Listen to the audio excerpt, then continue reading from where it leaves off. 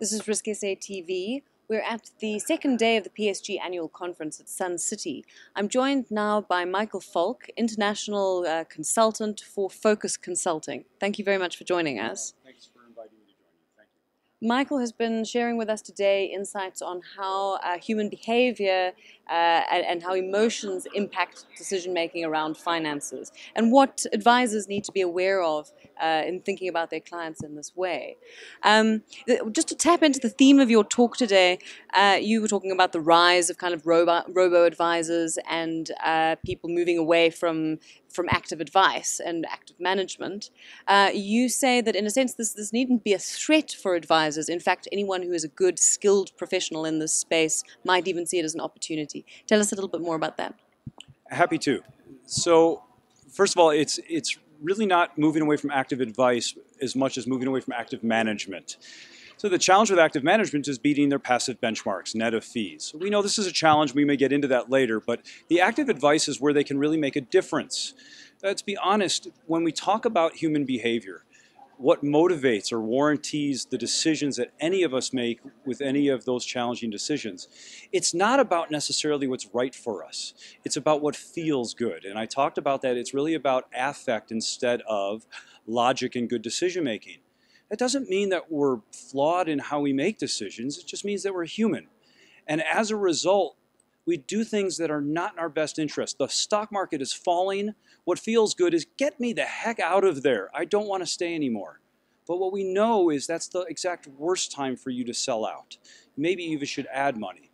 So the counsel that can be given to that person at that point in time is simply just stay the course. They don't have to do anything fancy. Just help coach them into why that's not a good idea. And if they're willing to extend trust, that they will actually feel better about the decision, hopefully not in the too distant future.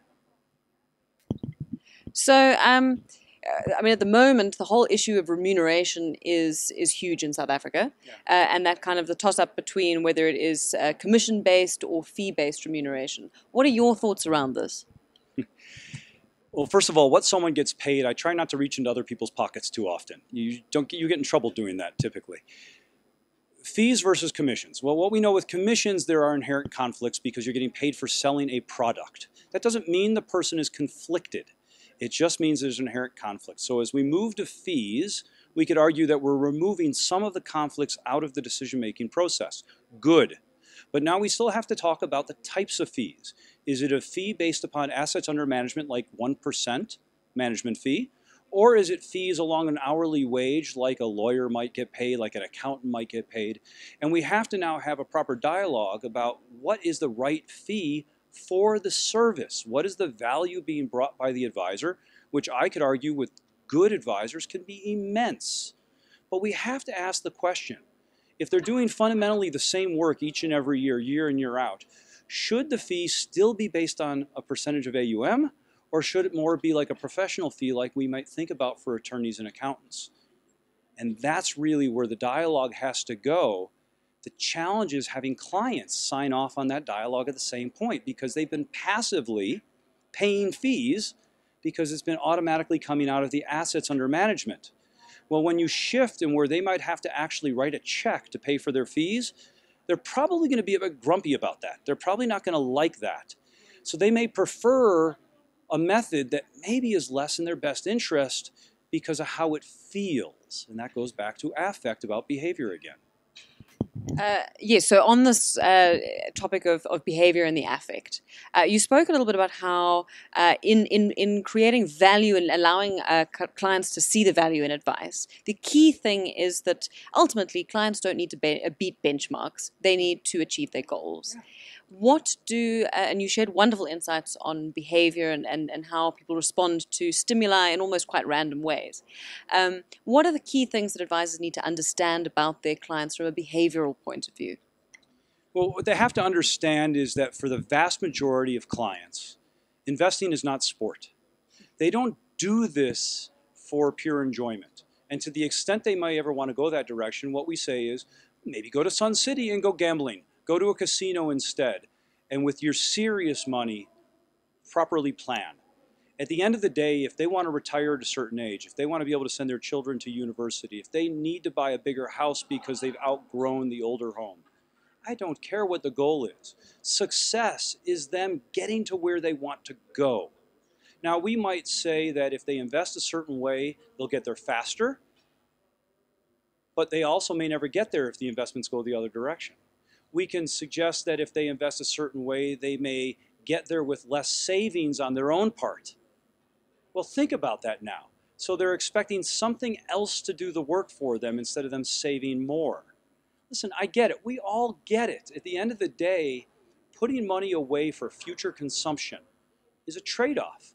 Do we really want to lower how we're living today for some tomorrow, and we don't even know if we're going to be around? So again, people are not irrational. They're not silly. They're making decisions that are very human. Where the advisor comes into play is the advisor can help coach them into making better decisions. And if they really want to achieve those goals, they do want to retire at some point. They want their children to go to university so they can have better lives. These are serious goals. Do you really want to roll the dice with your investments to do this, to achieve, versus planning and saying, you know, we'll get there in time. We're just going to do this the right way. Coming back a little bit to the active-passive debate, there was talk today around the fact that 25% of, or sorry, only 25% of active managers are able to beat the index or beat the market. So I know that a lot of your work is done consulting with fund managers around how they do their decision-making processes. Do you feel that this is the effect of errors in decision-making which can be improved? And when people are looking to choose active fund managers, what kinds of decision-making, what kind of fund manager should they be choosing? Well, first of all, they have to choose fund managers who are working in a space where they have a higher probability of success. So the 25% figure that you cited is very true across a lot of markets around the world. But it's not true in all markets across the world, in all asset classes. So the first thing you might think of is, where do we want to use active management? Maybe in those spaces where it's easier to add value. And where do we want to use passive? Maybe in those areas where it's tougher to provide value. We do work with asset management teams. Specifically, I team up with the analysts and the PMs to help their decision-making processes.